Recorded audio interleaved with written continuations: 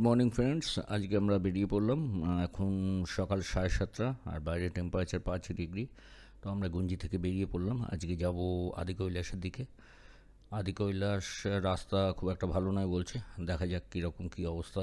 পড়ি আপনাদের দেখাতে থাকবো। আর এই বাঁ দিকে চলে গেল হচ্ছে কৈলাস কৈলাস পর্বত, আদি কৈলাস। আর আমরা এই ডান দিকে চলে আসলাম ওম পর্বতে। সামনে আমরা চেকপোস্টে আমাদের কাগজে দেখিয়ে নেব। দেখিয়ে নিয়ে এবার আমরা দেখিয়ে নিয়ে আমরা এখন এগিয়ে চলেছি সামনের দিকে। দেখি রাস্তা কীরকম। তো চলুন আমাদের সাথে, দেখতে দেখতেই যাবেন রাস্তা কীরকম কী অবস্থা। শুরুতেই আমরা যে রাস্তা পেয়েছি একদমই এরকম নুড়ি পাথরের রাস্তা। আর এটা কিন্তু এনএইচ হয়ে গেছে। পরবর্তীকালে হয়তো এই রাস্তা দিয়েই লিপুলেক হয়ে আমরা যেতে পারবো চায়নার মধ্যে দিয়ে। তো চলুন, এখন আমরা যাত্রা শুরু করেছি। রাস্তা কিন্তু নুড়ি পাথরে ভালোই ভর্তি। একটাই ভয়, সেটা হচ্ছে যে চাকা যেন স্কিড না করে, আর একটু ভালোভাবে দেখে শুনে বাঁচিয়ে চলতে হবে। আর এই রাস্তায় তো কোনো সাপোর্ট কিছু পাওয়া যাবে না। তো আমরা এই একলাই যাচ্ছি। আর এই রাস্তাটাই পরে লিপুলেক দিয়ে মানস সরোবর হয়ে যাবে। তো আমরাও দেখতে দেখতে যাই কতটা পৌঁছতে পারি, কি করতে পারি। তো চলুন আপনাদেরও দেখাতে দেখাতে নিয়ে যাই। চলুন আমাদের সাথে। রাস্তা কিন্তু মানে শুরুতেই দেখা যাক কীরকম, কারণ এই রাস্তায় ভালো ইনক্লিনেশান রয়েছে। সেই ইনক্লিনেশানে আবার নুড়ি পাথর পড়ে রয়েছে গুঁড়ো গুঁড়ো, সেখানে চাকায় যেন স্কিড না করে যায়, আবার মোমেন্টামও রাখতে হবে। তো সব মিলিয়ে একটা বেশ ভালো অভিজ্ঞতা।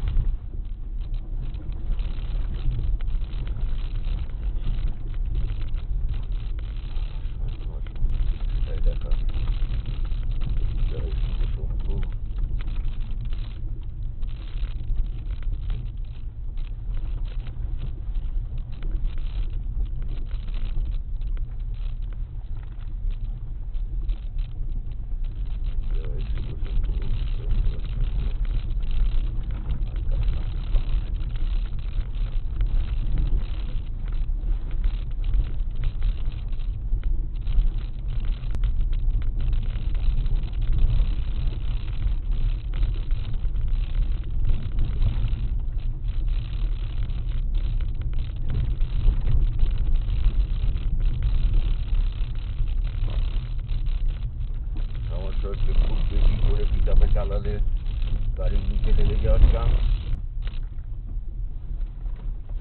এখানে আবার বোল্ডার, মোমেন্টাম চাই, গ্রাউন্ড ক্লিয়ারেন্স রয়েছে একটু ঠিকঠাক, চলে যাবে।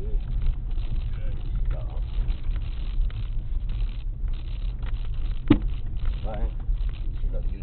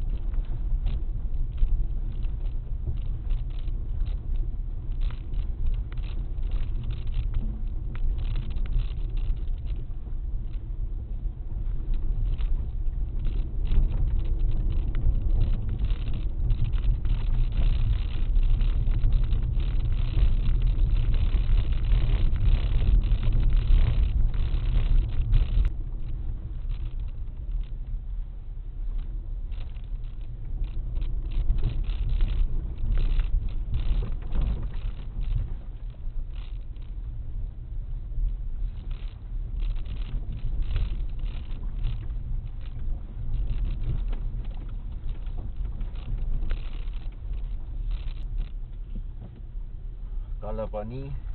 এই হচ্ছে কালী মাতা মন্দির। জয় মা কালী ব্রিজ ক্রস করছি।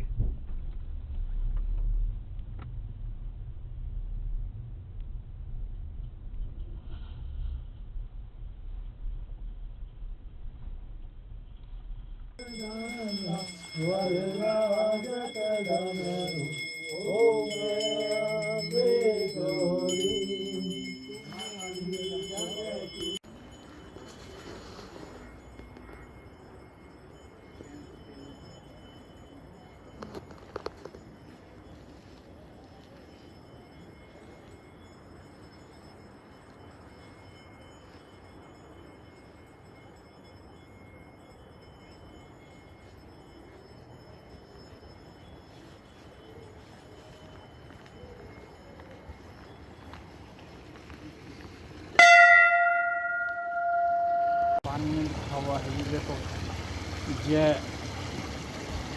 जय माँ काली, फिर आगे कच्छप कछुआ, फिर ये ओम। আমরা এখানে দাঁড়িয়ে আছি, এইখান থেকেই কালী নদীর উদ্গম স্থল, উৎপত্তি স্থল বলা হয়। আর এই কালী নদী চলে যাচ্ছে। চলুন, আমরা ঘুরে নিয়েছি কালাপানি, আর চারপাশটা এরকম পাহাড়ে পাহাড়। আসার রাস্তা খুব খারাপ।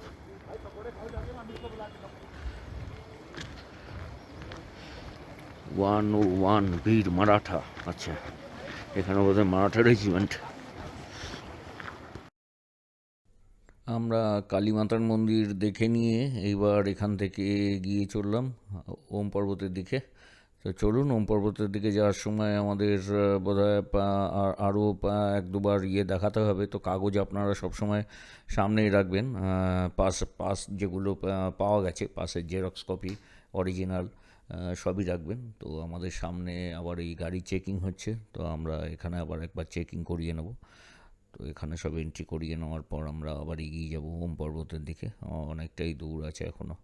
আর রাস্তা তো আমরা যতটা পেরিয়ে এসেছি, খুবই খারাপ রাস্তা। আমরা এখানে একবার চেক করিয়ে নিলাম, চেক করিয়ে নিয়ে এবার আবার এগিয়ে গেলাম সামনের দিকে। তো চলুন আমাদের সাথে।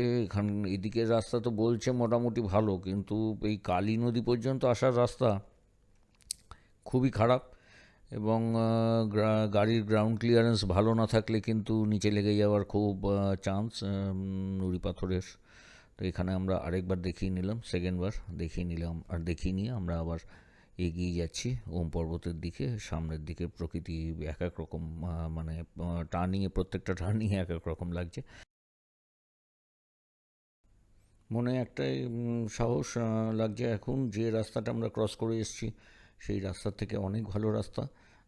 তো আমরা একটু ভালোভাবেই যেতে পারছি, আর মনে ওই দুশ্চিন্তাটা নেই যে গাড়ির নিচে কোথাও যদি কোনো প্রবলেম হয়ে যায়, কিছু হয়ে যায়। তবে গাড়ি পাংচার, সব কিছু, হাওয়া দাওয়া সবই সরঞ্জাম আমাদের কাছে রয়েছে। তো বিআরওর লোকজন সব এখানে রয়েছে, এরা ক্রমাগত আর কি রাস্তা ঠিক করে।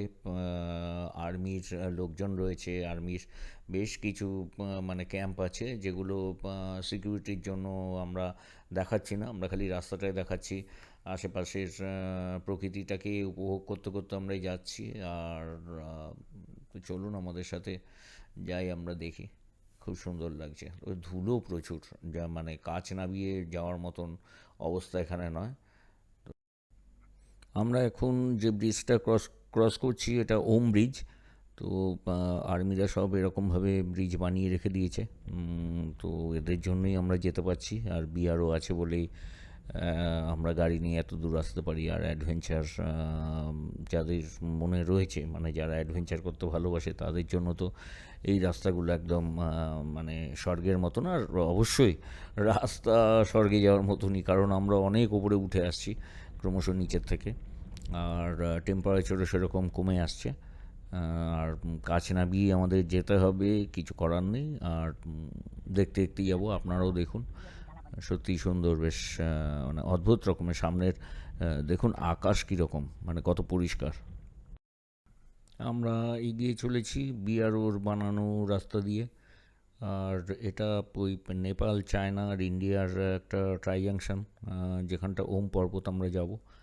রাস্তা মোটামুটি ঠিকই রয়েছে এখন, কিন্তু দেখুন, একটা কথা না বলে পারছি না, এই আর্মি ডিপ্লয়মেন্ট করতে গিয়ে রাস্তা বানানো, বর্ডার এরিয়ায় আর্মিকে রাখা, তাদের লজিস্টিক্স, এইগুলোর পেছনে সরকারের কিন্তু প্রচুর খরচা হয়।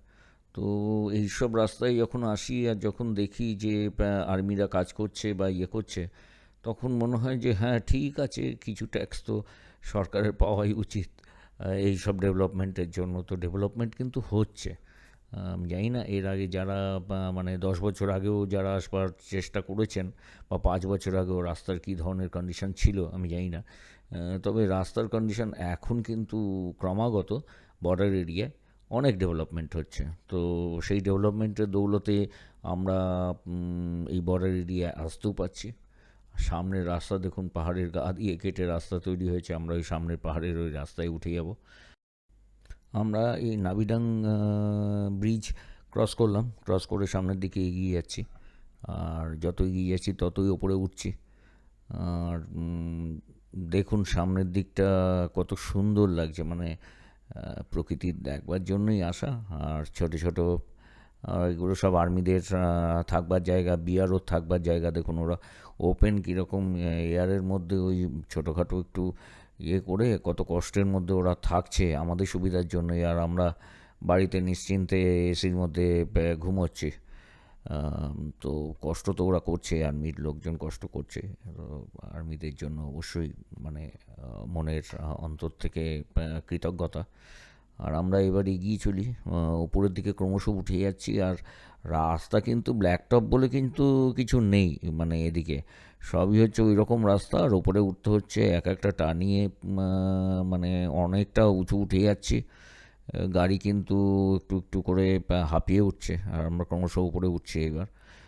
এই সামনের দিক থেকে গাড়ি নামছে, আমরা আবার আবার টার্ন নিয়ে সেই উপরের দিকে উঠে যাবো। যে কতটা এক একটা টার্নিংয়ে বেশ ভালোই এলিভেশনে আমরা উঠে যাচ্ছি। তো যাই হোক, পাহাড়ে চলার এটাই মজা। আর এখন প্রায় 1 ঘন্টা 15 মিনিট হয়ে গেছে। তো আমাদের মানে আমরা গুঞ্জি থেকে স্টার্ট করেছিলাম, তো এখন আমরা উঠে যাচ্ছি। কতটা যে উঠতে হবে তো সেটাই ভাবছি যে কী অবস্থা। আর গাড়িরও এখন কি হচ্ছে, আর ওই কম গিয়ারে চলতে হচ্ছে, গাড়ি আর টানতে পারছে না, এরকম অবস্থা। তো চলুন আমাদের সাথে।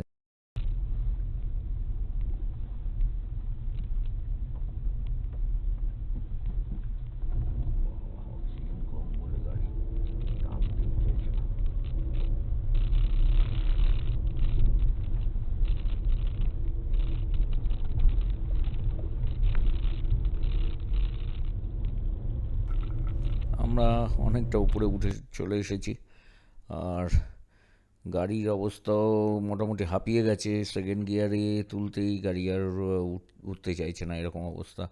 এই তো রাস্তার পাশেও দেখছি অনেক ফাঁকা ফাঁকা ফাটা হয়ে গেছে, মানে আবার কোনো সময় পরে ধস নামলে হয়তো এই রাস্তাটা ধসে যাবে, আবার নতুন করে রাস্তা তৈরি করতে হবে। এই এক মানে খুব কঠিন এইসব জায়গায় রাস্তা মেনটেন করে রাখা। কিন্তু আর্মির জন্য তো লাগবে, দেশের জন্যও লাগবে। আর এক একটা এলিভেশনে যেভাবে উঠে যাচ্ছি, তাই ভাবছি যে 1500 সিসির গাড়ি দুজনে আছি, তাতেই হাঁপিয়ে উঠছে। তো কম সিসির ইঞ্জিন হলে মানে খুব অসুবিধা, মানে এ তো গাড়ি আর উঠতেই চাইছে না, এরকম মনে হচ্ছে ছেড়ে তোমাকে খেতে পাচ্ছি। তো দেখি, চ চ ভাই, জোরে চালালে নিচে লেগে যাবে কোথায়, পাথর ফাথর ছিটকে আসছে। এক একটা জায়গা মনে হচ্ছে উফ। চ ভাই, চ চ চ চ চ চ হ্যাঁ, যাবো, পৌঁছে তো ঠিক যাবো। অত কঠিন রাস্তা তো পেরিয়ে এসছি যখন, ঠিক আছে, এলিভেশনের ব্যাপারটা কোনো ব্যাপার না। গাড়ি ঠিকঠাক মোমেন্টাম রাখলে একদম চলে যাবে, কোনো ব্যাপার নয়। চলুন।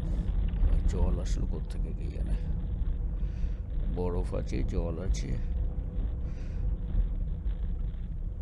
এই নুড়ি পাথরগুলোতেই ভয় রে ভাই, রাস্তায় পুরো ঝুড়ো ঝুড়ো পাথর কাটা।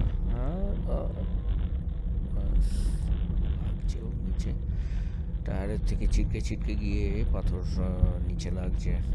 যাই হোক, কিছু হোস না বাবা, ঠিকঠাক যেন নিচে নেমে যাই, তারপরে যাওয়া হবে, যদিও এইসব অ্যাডভেঞ্চারের জন্যই আসা।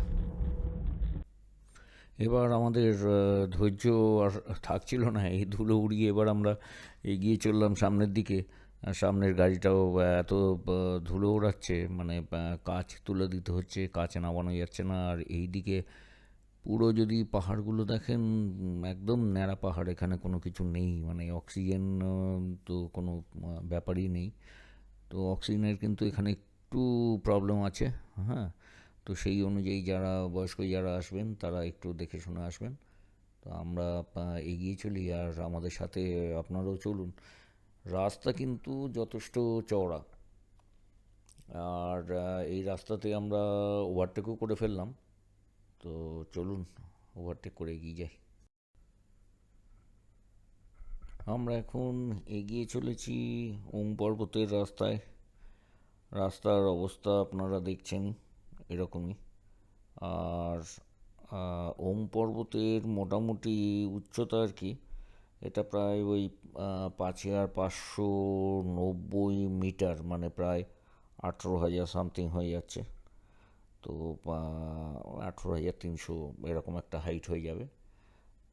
ওম পর্বত এইটা হচ্ছে একটা মানে হিন্দুদের জন্য বিশেষ জায়গা, যে ওম পর্বতটা, ওম লেখাটা মানুষের দ্বারা তৈরি নয়, এটা একদম ন্যাচারাল। আর তবে একটা যেটা চিন্তার বিষয় সেটা হচ্ছে যে এই ক্রমশ যে বিশ্বের উষ্ণায়ন হচ্ছে, টেম্পারেচার, গ্লোবাল ওয়ার্মিং, এর জন্য কিন্তু এই যে ওম পর্বতের যে ওম লেখাটা বরফে ঢাকা থাকতো, সেই ওম লেখাটা মানে বরফগুলো আস্তে আস্তে কিন্তু কমতে শুরু করেছে।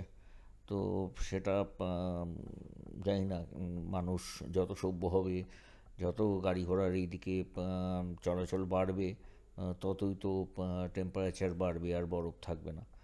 তো যাই হোক, আমরা এগিয়ে চলি। আমরা তো শুনলাম এইগুলো, নিচের থেকেও বলছিল যে এখন আর সেরকমভাবে বরফ নাকি পাওয়া যাচ্ছে না, আগে এটা সবসময় পাওয়া যেত। তো আমরা এগিয়ে যাই, চলুন আমাদের সাথে, দেখি। আর মনের মধ্যে তো একটা উত্তেজনা হচ্ছেই যে কখন সামনে ওম পর্বত দেখবো, ওম পর্বত দেখবো। তো সেই ভাবনাটাকেই রেখে হর হর মহাদেবের নাম নিয়ে আমরা এগিয়ে চলি, চলুন আমাদের সাথে। আর রাস্তায় নুড়ি পাথর তো রয়েছেই।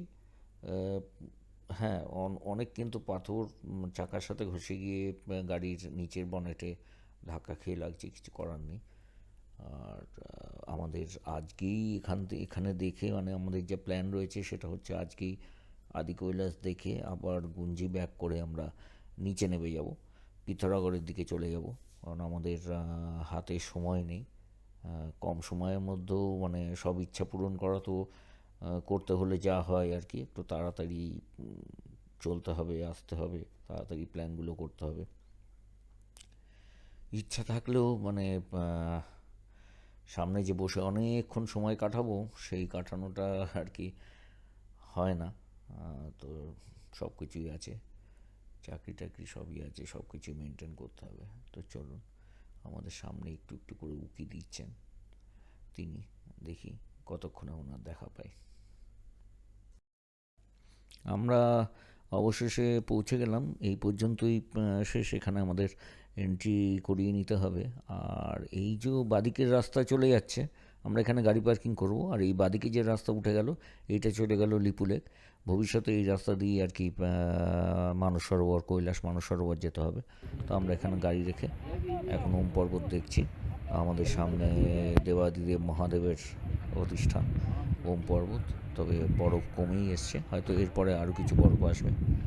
তো দেখি, মনোমুগ্ধ হয়ে আপনারা উপভোগ করুন। আপাতত এই পর্যন্ত। আর আমার চ্যানেল যদি ভালো লাগে অতি অবশ্যই লাইক, সাবস্ক্রাইব এবং শেয়ার করবেন। তো আপাতত এই পর্যন্তই, পরে আবার দেখা হবে।